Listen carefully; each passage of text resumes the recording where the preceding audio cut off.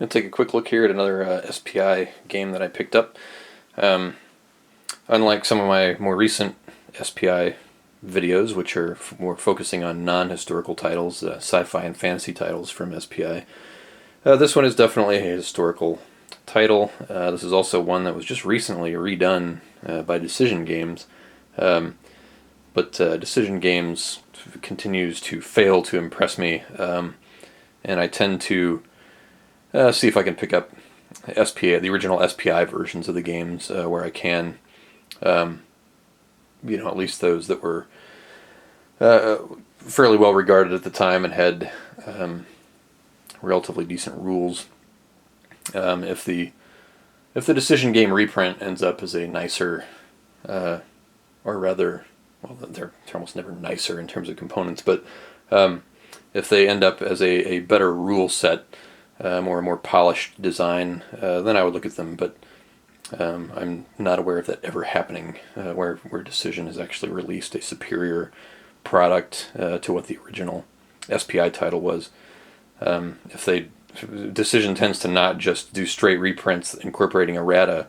They tend to want to redesign and tinker with the original SPI title, which generally produces subpar results. So I tend to look for the original SPI games where I can.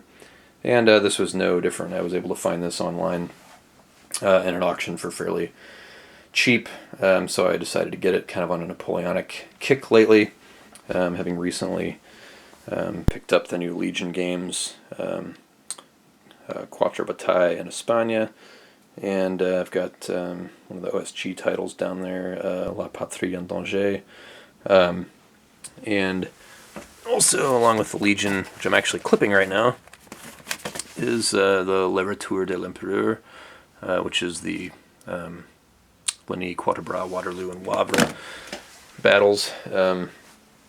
So I've actually got the Battle of Ocaña set up from the Spanish quad there at the club, and hopefully we'll be learning those rules this weekend. But let's take a look at Napoleon's last battles. This was an early, and maybe one of the earliest, Kevin Zucker designs, and he's the guy that does all the OSG, Operational Studies Group, Napoleonic series games. So this is one of his first designs back with SPI, so I was interested in it. And again, this is much like the Le Retour de l'Empereur, which I just showed you. This is the same four battles, Ligny, Wavre, Quatre Bras, and this is actually Waterloo. La Belle Alliance was the inn that Napoleon made his headquarters at on the Waterloo battlefield. So, of course, it says the Waterloo campaign right there. So we'll take a look in the box. The standard SPI counter tray here with the standard cheap SPI die. Counter sheets. Looks like there's just one of the old fold-over counter sheets, and a quarter of each sheet for each particular battle.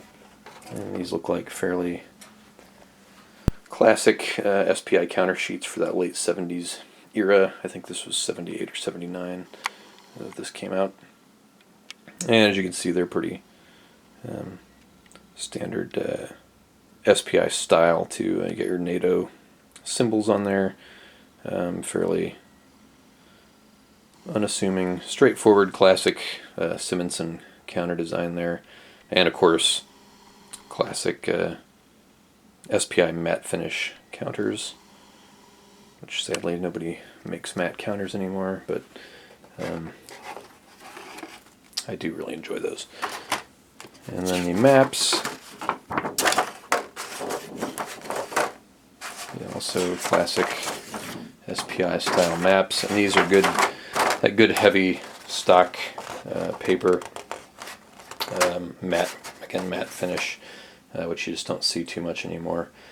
So this is the map for La Belle Alliance, i.e. Waterloo, and you can see here, something you don't see too often anymore on maps is starting locations printed on the map.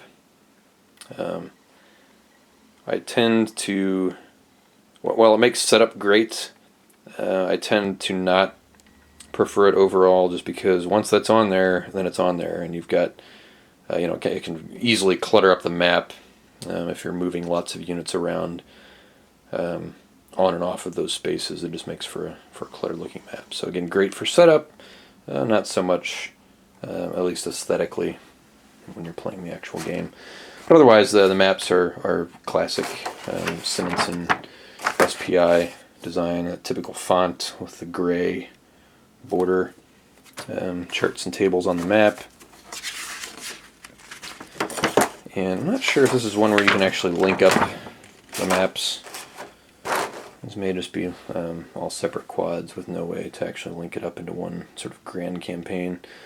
So here's the Wavre map, and nice small maps for each quad. These are each just half of that typical 22 by 46 map size or whatever it is. So these are just a four quad map layout. So there is Ligny. Again, all of your setup hexes noted there.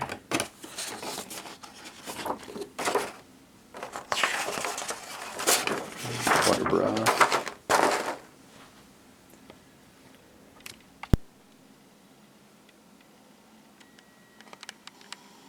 And again, you got your CRT and or turn record track and assorted, probably reinforcement tracks, I'm guessing. May just be even just an order of battle on there. Anyway, that is the 4 maps. Here are the standard rules. So this was approached in kind of a series style, which is you've got general rules and interesting 2-color SPI rules. Kind of rare for that era. Usually they're black and white, but this is black, white, and red.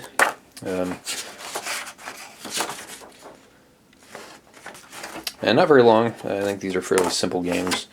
Looks like 8 pages, but there's designer's notes in there, so like 7 pages of actual series rules. Yeah, here's the campaign rules, so you can link these together.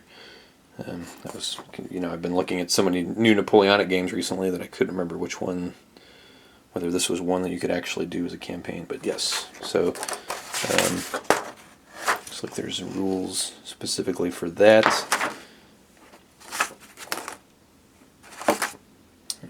Manifest in the back, that's always nice. And second copy of the series rules, second copy of the campaign rules, that's always nice. And there we have it for the 4 games in Napoleon's Last Battles.